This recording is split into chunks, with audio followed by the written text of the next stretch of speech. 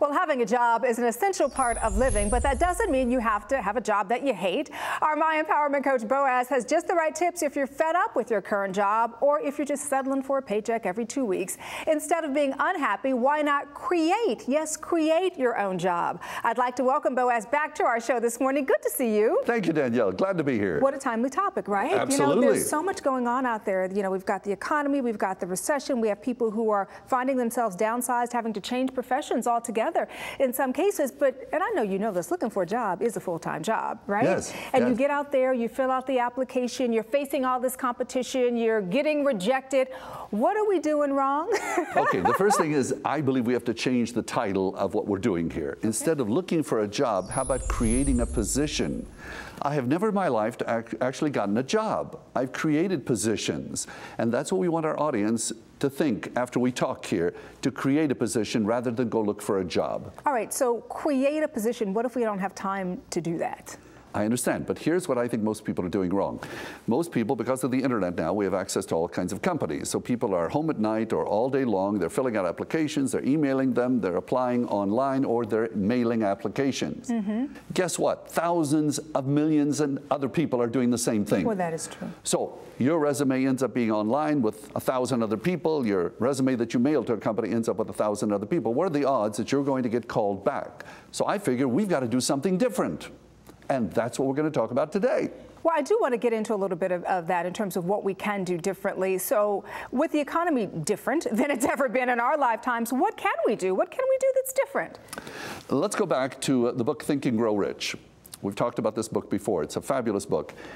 Written in 1935, still totally applicable today. He tells in a chapter, Napoleon Hill says, market yourself. Market yourself, which is different than applying for a job. Okay. So here's my suggestion. Put together a one-page letter to 10 companies that you would ideally like to work for in your area. Well, Danielle, if you ask me, it would be this list. I'd love to work for these companies. Identify the CEO of each one of those companies. Easy enough. Call the receptionist. Who's the CEO? Write a one-page letter to each one of those 10 CEOs, not your resume, a one-page letter. Dear Mr. So-and-so or Miss So-and-so, I believe with my background in accounting and marketing, whatever else, I could be a great asset to your company. Give me a call and let's talk. And then send that letter to each one of those 10 CEOs every week, once a week by FedEx until they call. And they're likely going to call you because they're going to think, who is this person who is sending me a FedEx every week? Exactly. It cannot be a FedEx stalker. Somebody eventually might open it up and say, wait a minute, this person is showing initiative. Now, about the fourth week, if you don't get any responses, start adding some little yellow Post-it notes right on the letter. One says, I'm sure glad you finally opened this. Another one says, aren't you impressed with how I got your attention? Oh, no, we don't like people here who are very creative.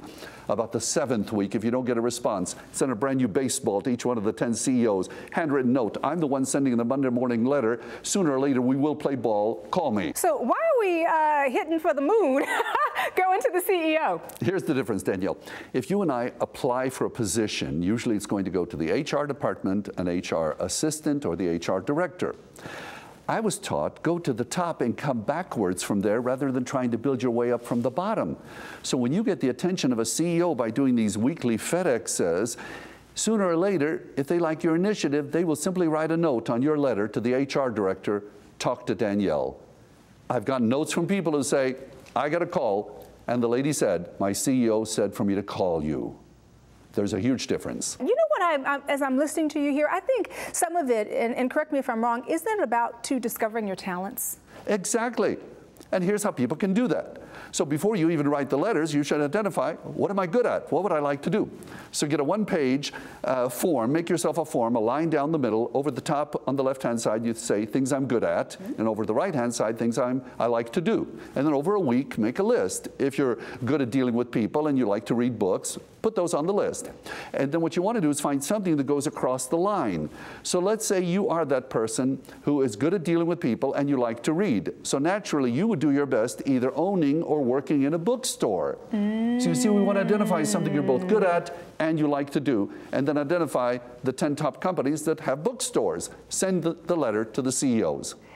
Isn't it, and this is something my dad would always tell me, it's always easier to find a job when you have a job. So is it true that you shouldn't wait, though, until you're unemployed before you maybe start looking for that next opportunity that you're creating? Absolutely, and that's where that form could help you. Because if you're in a position that you may be good at but you don't like, then you need to find something that crosses the boundaries between one and the other. So yes, it's important to identify that, network with people you like, and let them know what you really want to do one day. Because you might think of something, for me, if I have a different area that I want to pursue. That's true. And then it always circles back, too, to what you and I talk about a lot in these segments, which is that champion attitude. Exactly. And bringing that to the table every single day you go out there with that baseball to play ball. And here's how we do that. Most people are doing affirmations that are not helping them to find a position. I can't find a job is a very strong affirmation in the wrong direction. So I suggest writing an affirmation that says, I am a champion, I've accepted a great position. Say that first thing in the morning, last thing at night. Don't analyze it, just say it. It will change your whole attitude toward creating a position. Well, as always, just great advice, Boaz. Always good to see you. A pleasure, Danielle. See you again soon. And for more information on our My Empowerment coach, Boaz, simply go to our website, thebalancingact.com, and click on the Boaz link. And while you are there, you can also inquire as to how you can hire this great guy, Boaz, for a speaking engagement. And you'll also find information on his weekly power notes that will inspire you and motivate you as well. So be sure and check it out.